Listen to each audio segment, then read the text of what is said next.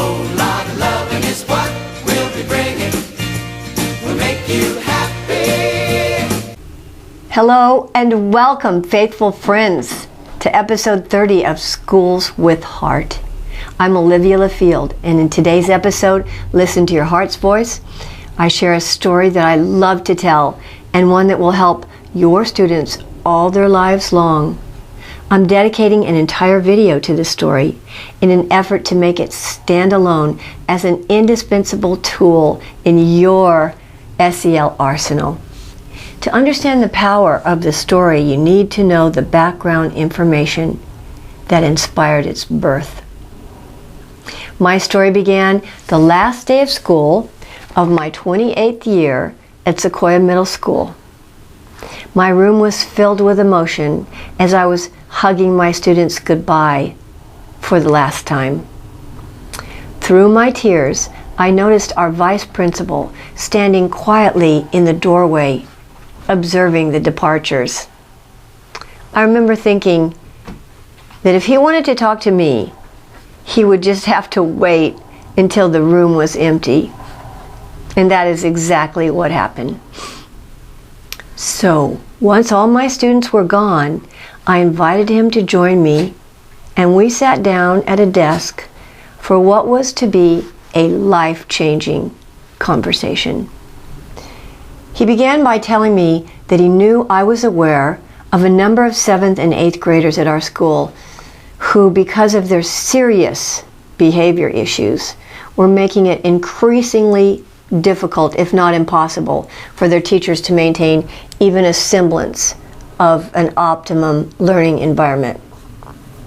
I was only too aware that every year the administration at our school was dealing less and less effectively with the growing numbers of disruptive students in the school. Much of the problem due not so much to our own administration, but to the constraints that were mandated by the State Department, which made it almost impossible to suspend or expel uncontrollable students. Oh, it was so annoying, to say the least. As he was talking, I remember wondering to myself, what does this have to do with me on the last day of school? Finally, he got right down to the point. Would I be willing to create a class of 25 or so seriously at-risk 7th and 8th graders, so that the teachers, especially the math teachers, could conduct class without constant interruptions? Wow. Vividly, I recall looking up from the conversation and gazing around at the walls of my perfectly beautiful classroom and thinking, I'll have to move everything and start all over again. It wasn't a case of being too tired, just a case of knowing how much work it would take to set up store all over again. In the quiet moment when he waited for an answer, I knew God was calling me to something new. And whatever it was, He'd be there to guide me all the way through it. In that fateful moment, I threw caution to the wind and agreed to create that class. As it turned out, they gave me 2 adjoining rooms, and I spent the whole summer getting ready. The whole summer creating an SEL curriculum that would somehow, hopefully, please God, meet the needs of 25 troubled middle schoolers. Obviously, I have to omit the grim details, but suffice it to say, I went home crying every night that first quarter and praying for direction the next day. It was literally a 1 day at a time assignment to which I constantly had to remind myself I had agreed. By Christmas, I had literally, seriously, not succeeded in conducting an interrupted, not even one uninterrupted academic lesson for more than 10 minutes. I remember one morning announcing, as I had them all lined up outside the classroom, that I had a great English lesson planned and that I was determined that we were going to get through it without a single interruption. I will never forget someone who was jokingly sarcastic, saying, "Good luck with that, Miss LaField." And so it went, until one Sunday morning I woke up and I heard clearly in my spirit, "You're going to write a poem today." Never mind my plans for the day. I remember gathering my clipboard and some printer paper and sitting on my patio as I waited for inspiration from above. Although I had zero idea of what the poem was to be about, I was trusting and obeying, so I knew the breakthrough would come. I did have a strong sense that the poem was to be about my troubled students. Something about their messed up lives. It was like just their messed up lives. I remember asking myself, what gets them in the most trouble? And the answer was quick to come. They don't stop and think before they act. They don't listen to their conscience. They utterly and entirely lack any degree whatsoever of impulse control, one of the hallmarks of emotional intelligence. As it turned out, that became the subject of the poem, which several hours later was complete. The next morning, I was so excited to share it with my students. Before I put it up on the screen, I told them repeatedly that I had written it just for them, that it was a gift from my heart, dedicated to each one of them. And then for once they were quiet. For once I had every single one of them with me as I read. Heart's voice. From the moment we're born, from the moment we wake, our future's determined by choices we make. Though some are quite small and seem inconsequential, others are ripe with transforming potential. Should I or shouldn't I? Those are the questions that challenge our heart's voice, which offers suggestions. Though wise people stop and consider their choice, thoughtlessly others ignore that small voice. Our heart's voice inside us, that's there till the end, will never mislead us. It's our trusted friend. And if we will listen and follow our guide, we'll choose the right action, then feel good inside. But if we are stubborn and choose to ignore it, we're certain to suffer, and we shall deplore it. Wrong choices are robbers that steal all our dreams. They always betray us with lies and with schemes.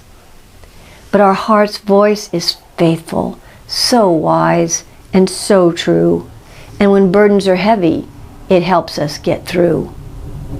Yes, life can be harsh, sometimes vastly unfair. So we stifle our heart's voice and claim we don't care.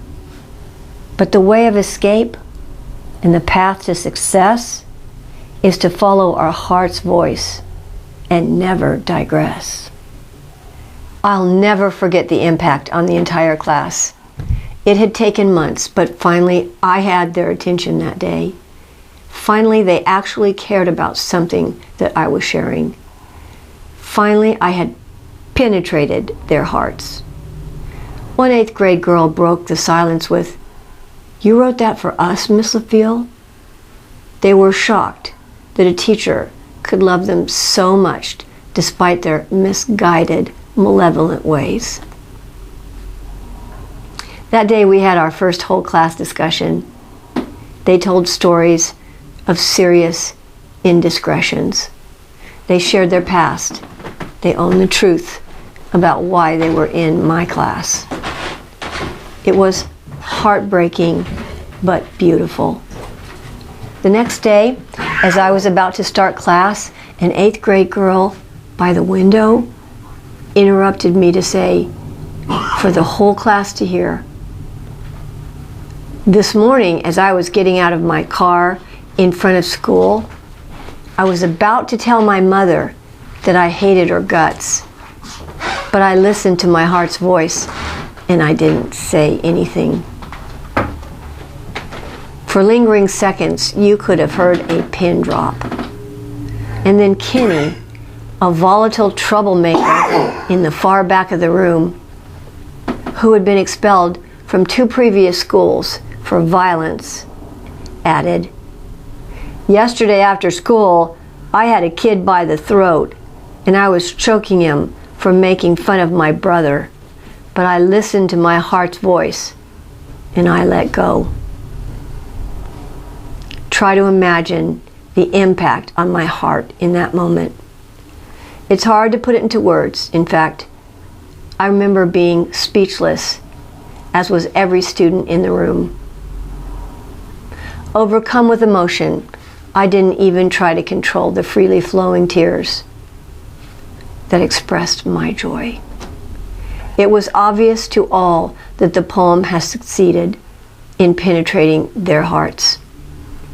More specifically, how God had penetrated their hearts with the divine words that He had imparted to me.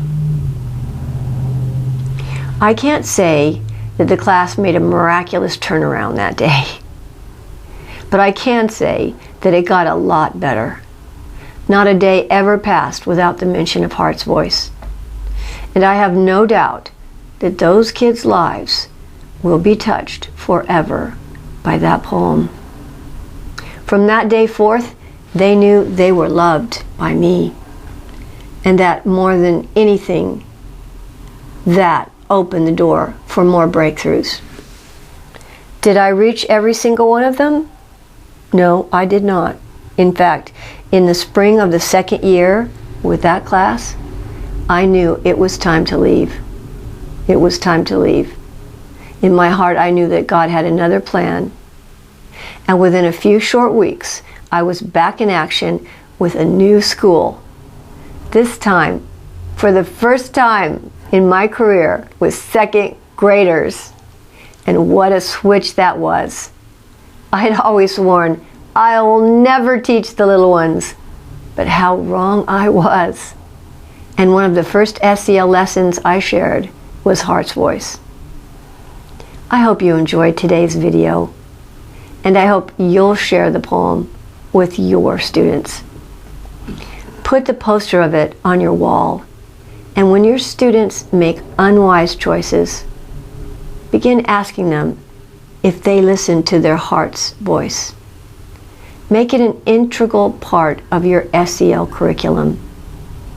And then stand back and watch your students begin to share stories of how they stopped and did the right thing because they listened to their heart's voice. God bless you, and God bless these wonderful United States of America.